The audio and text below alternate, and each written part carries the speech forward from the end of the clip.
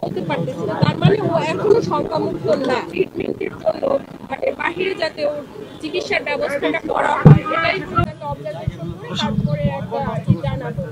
But ওর উপরে এতটা মানে করা হয়েছে, আঘাত করা হয়েছে শারীরিকভাবে, ওর ব্রেইনে এবং নাকে মানে চোয়ালে যে এগুলো হয়েছে, ইন্টারনালি অনেক ওর মানে মেরুদণ্ডে।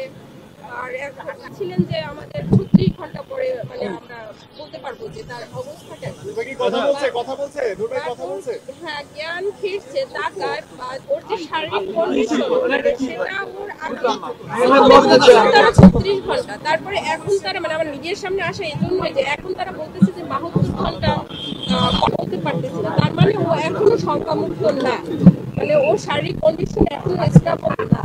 তো ওই শঙ্কার জায়গাটা থেকে আমার মিডিয়ার সামনে মানে আসা, মানে আপনাদের মাধ্যমে আসছে দেশবাসীর কাছে ওর জন্য দোয়া চাচ্ছি যেন ওকে আল্লাহ তাড়াতাড়ি সুস্থতাই করে না। আর যারা এখন এসে আছে তাদের কাছে আমার এই বার্তাটা পৌঁছে, ট্রিটমেন্টের জন্য মানে বাহিরে যাতে ওর চিকিৎসার ব্যবস্থাটা করা হয়, এটাই গত 18 বছর সেই 2018 থেকে 24 পর্যন্ত ওর উপরে যে পর্যায়ক্রমিক হামলাগুলো হয়েছিল তখন তো ফ্যাসিস আমল ছিল। ওর ট্রিটমেন্টটাও আমরা ভালোভাবে নিতে পারি না, সেটা আপনারা গণমাধ্যম কর্মী যারা আছেন আপনারা ভালোভাবেই সেটা জানেন। হসপিটালে পালিয়ে পালিয়ে ট্রিটমেন্টটা নেওয়া হয়েছিল।